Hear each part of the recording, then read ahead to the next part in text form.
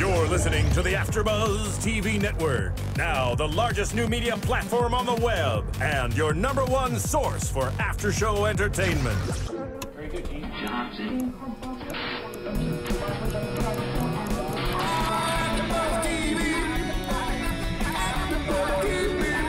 From the AFTERBUZZ Studios in Los Angeles, California, presented by Maria Menounos and streaming live thanks to Akamai Technologies. This is AFTERBUZZ TV's Glee After Show. We'll break down tonight's episode and get you all the latest news and gossip. And now, another post-game wrap-up show for your favorite TV show. It's AFTERBUZZ TV's Glee After Show.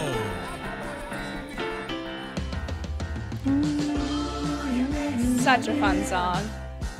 Love it. A lot of fun songs this episode. Absolutely. And we are here doing another Glee after show for you all, back from the Thanksgiving break. So we're talking about the Thanksgiving night episode, Puppet Master, and we'll be right back with tonight's episode, which of course was the Christmas special. 2 episodes, one night, woo! So the one that we're talking about tonight, of course, Puppet Master, is season 5, episode 7.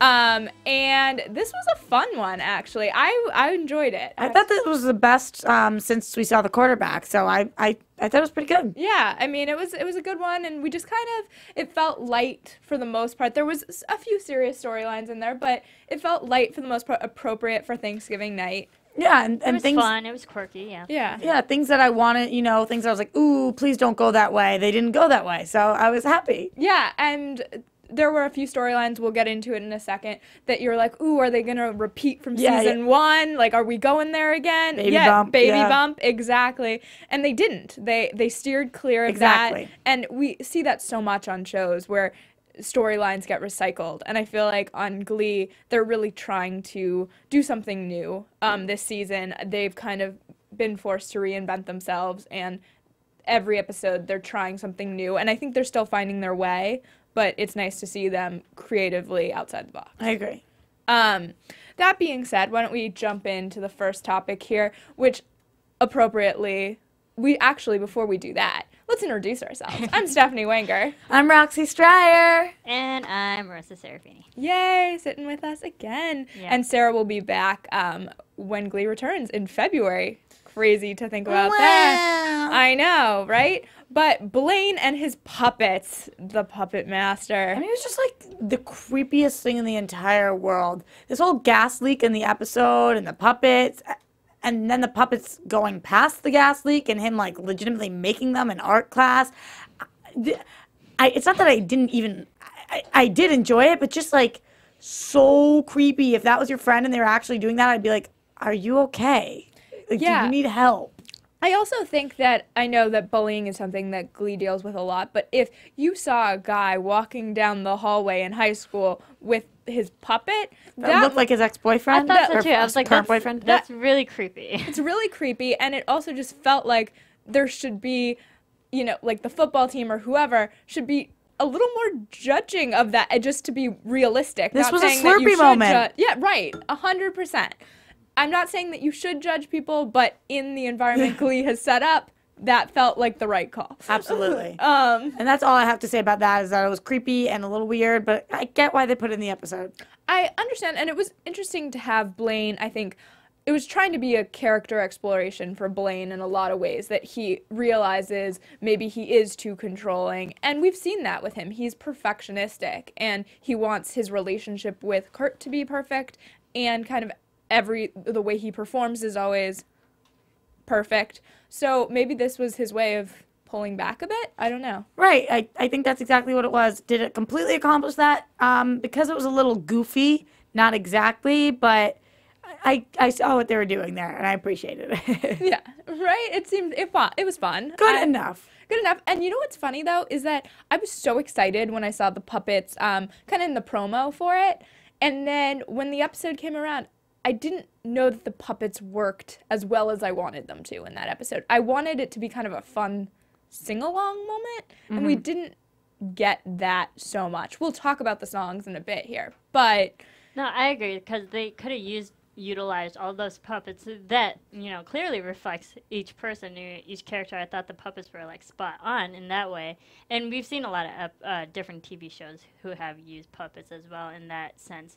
And I think, I would have liked to seen a musical number. Instead, it was just like quirky dialogue that went along with the crazy storyline that was going. But it would have been more fun if there was more production to them. I agree. I don't know, I felt like it was an interesting choice on their part to have these puppets that really didn't lend much to the story, for me. Right. I don't know, interesting. So should we move on and talk about, I think, kind of the most serious storyline of the night, which was this Jake, Marley, and Bree triangle that we had kind of started. He cheated on Marley with Bree, and then Bree confronts Jake tonight and says, "I'm pregnant."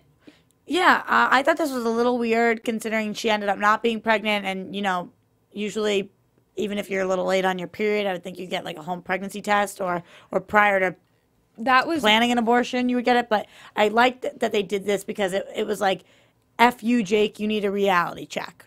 And I completely agree with that. He's just been kind of scummy.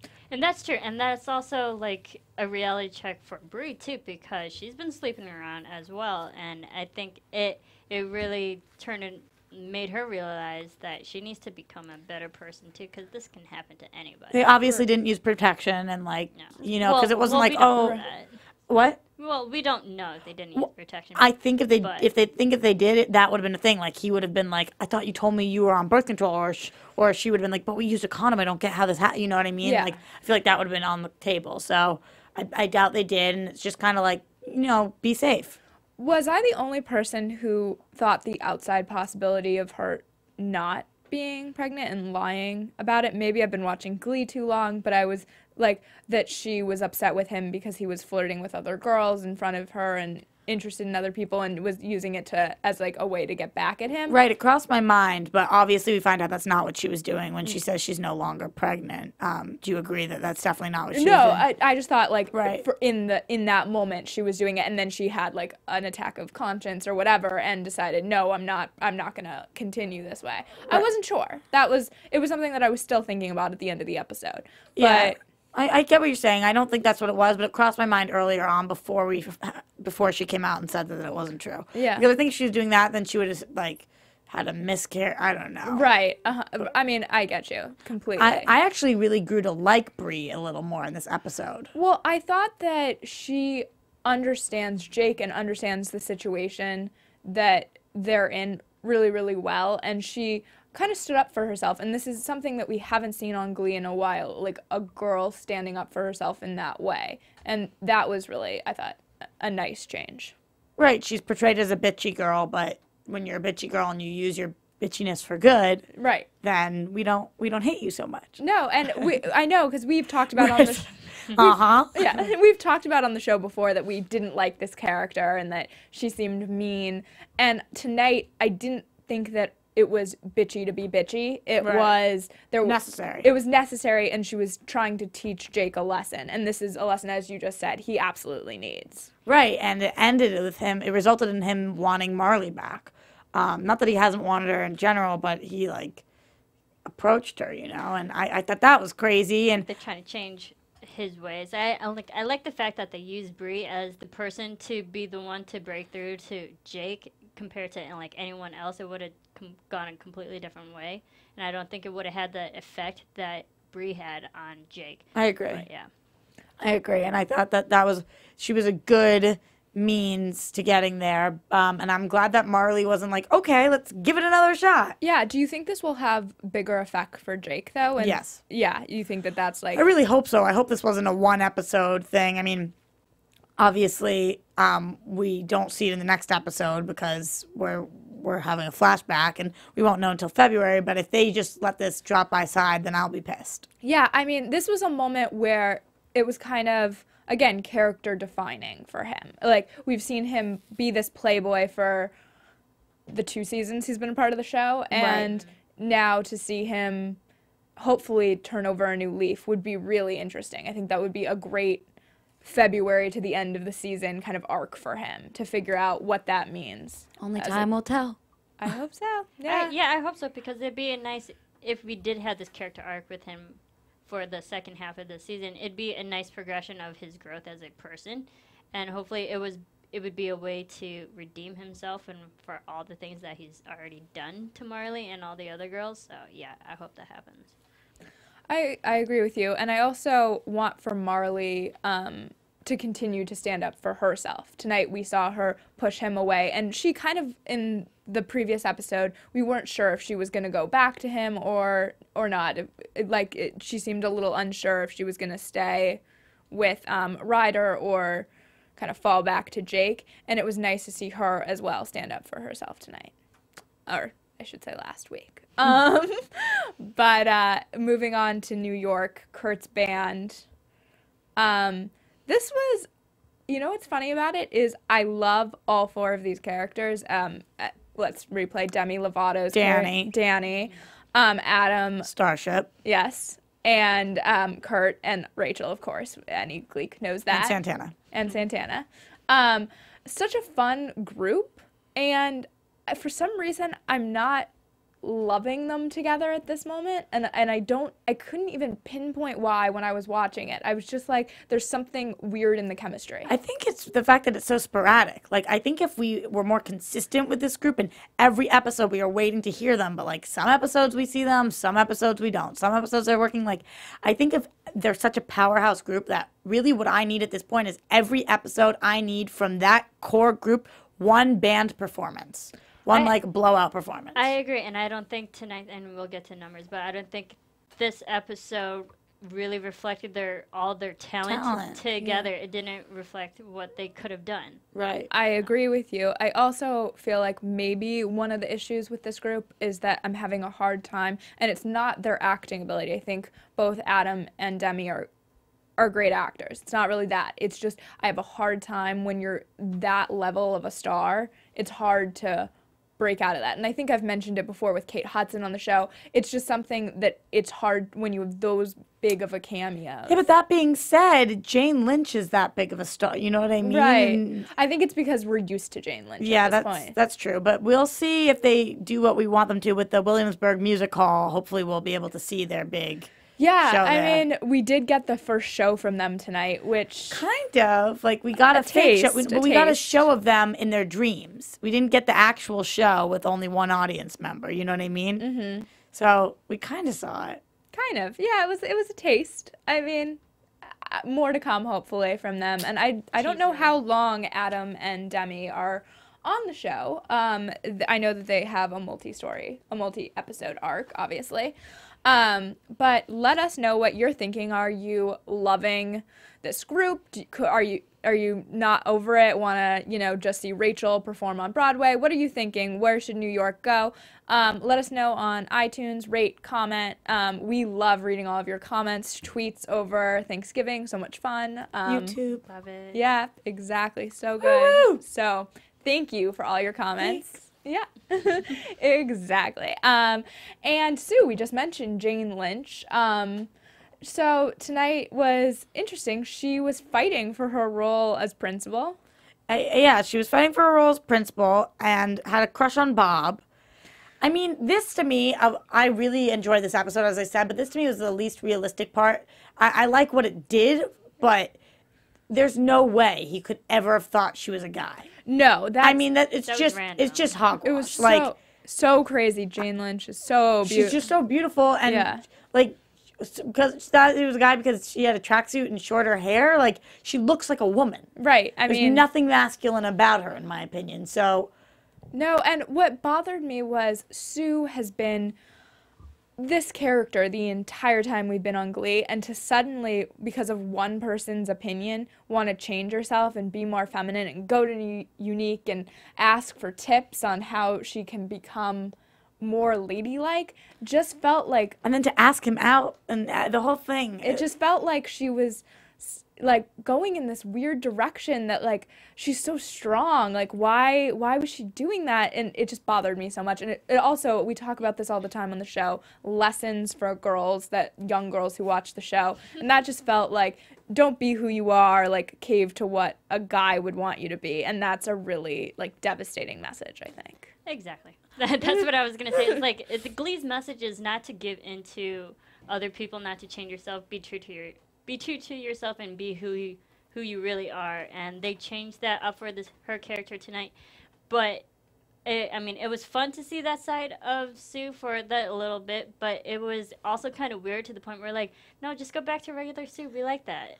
Listen, I think that Glee doesn't really know what to do with Sue a lot, because there's only so much diversity you can have when she's the bad guy, you know. Then they try to make her good for a week, and then bad, and then whatever. So I feel like we love her so much, they just try to give her these storylines, and sometimes they fall flat.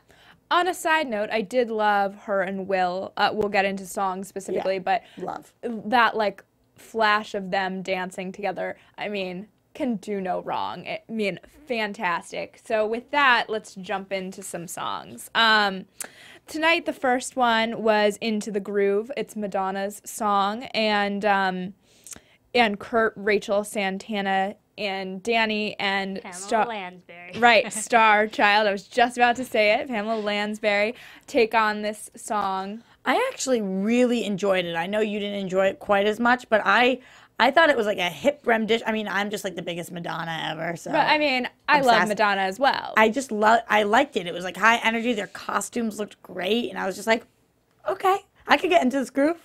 Okay, see.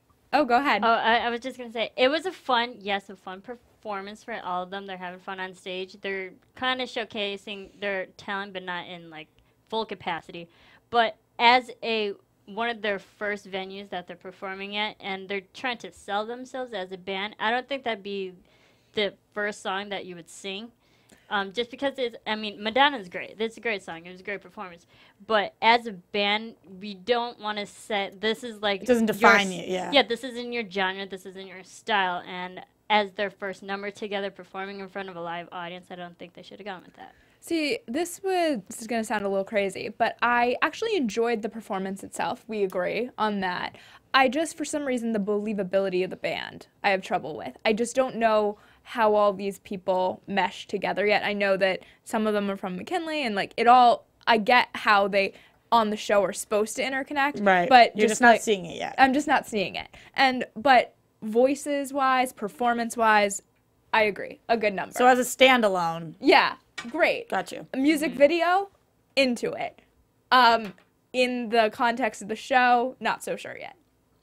I agree. Yeah, so Cheek to Cheek, which is a Fred Astaire song, and Sue and Will. Oh, I'm skipping. Yeah, I was just going to say, wow, we just skipped 2 songs. I skipped. Wow. Okay, so You're My Best Friend. Let's go back. You're My Best Friend, Roxy. So it's a Queen song that Blaine took on tonight.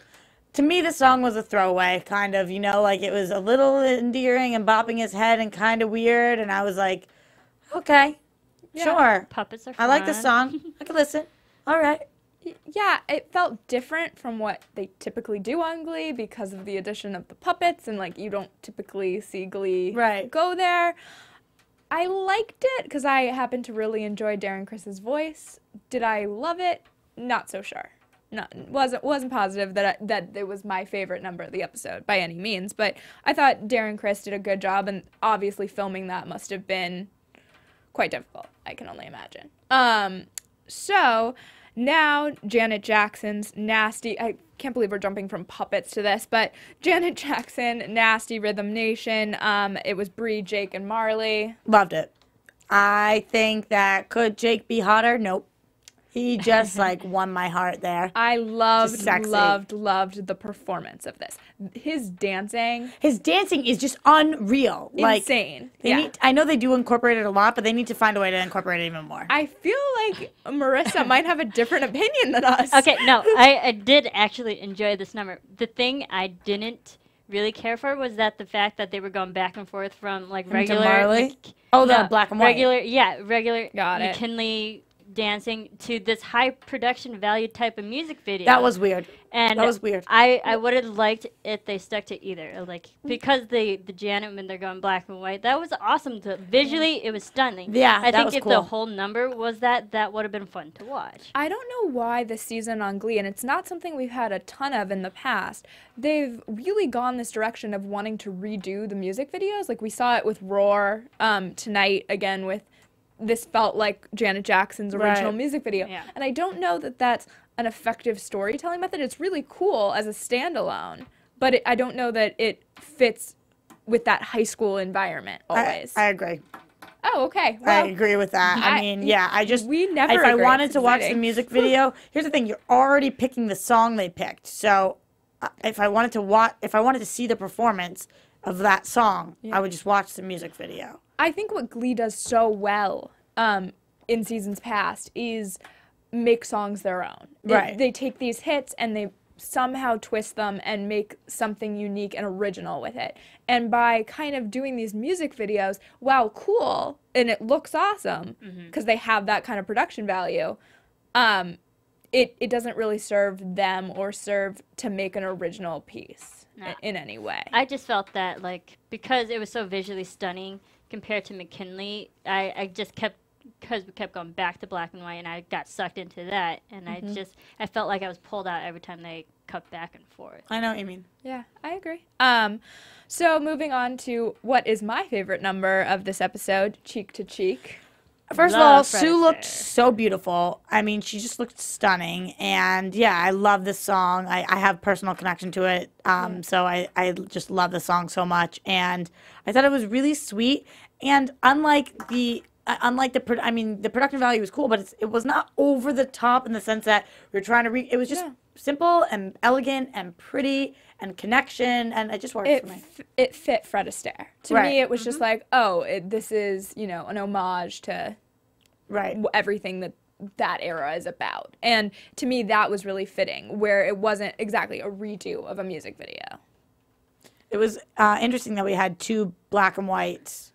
Or did we go to black and white? Yeah, it was black and white. Yeah, so that's interesting. Yeah, and I think Matthew Morrison, it's always fun when Matthew Morrison and Sue, or I should say Mr. Sue and Sue, are together. That to me is a great pairing, and we've had a lot of it this season, but it feels like to have them kind of together and singing is unusual.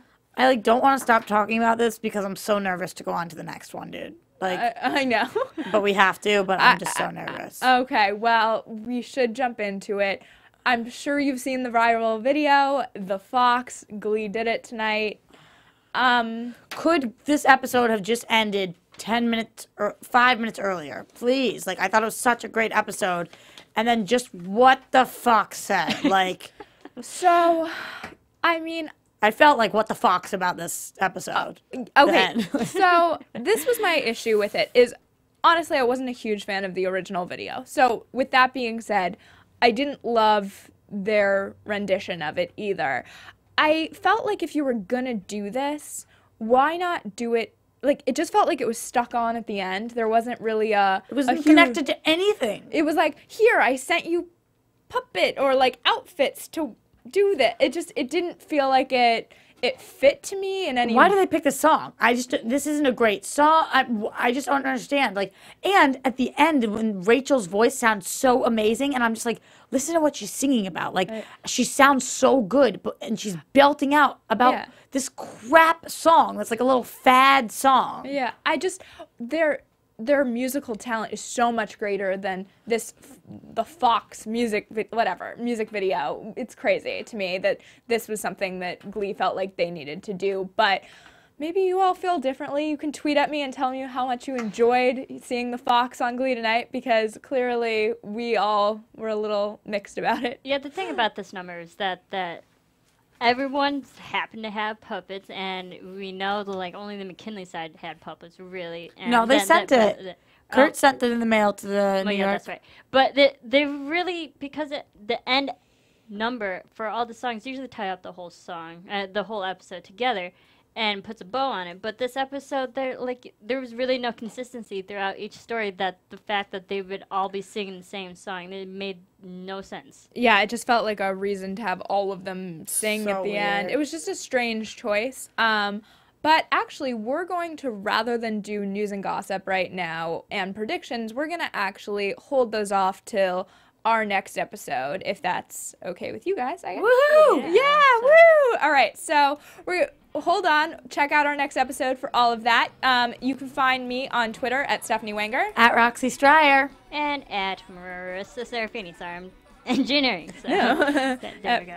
Well, and check out our next episode. Aren't you at Serafini? Oh, yes. You just gave your wrong plug. That's right.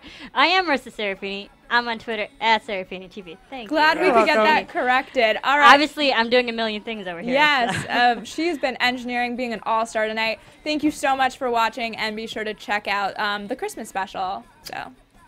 From executive producers Maria Menounos, Kevin Undergaro, Phil Svitek, and the entire AfterBuzz TV staff, we would like to thank you for listening to the AfterBuzz TV network. To watch or listen to other after shows and post comments or questions, be sure to visit AfterBuzzTV.com. I'm Sir Richard Wentworth, and this has been a presentation of AfterBuzz TV. Buzz you later. The views expressed herein are those of the hosts only and do not necessarily reflect the views of AfterBuzz TV or its owners or principals. Thank you for watching AfterBuzz TV on YouTube. For more of your favorite after shows and interviews, subscribe to our channel here, and be sure to share your opinion on the episode in the comment section below here. We'd love to see what you guys are buzzing about. Thanks again. Buzz you later.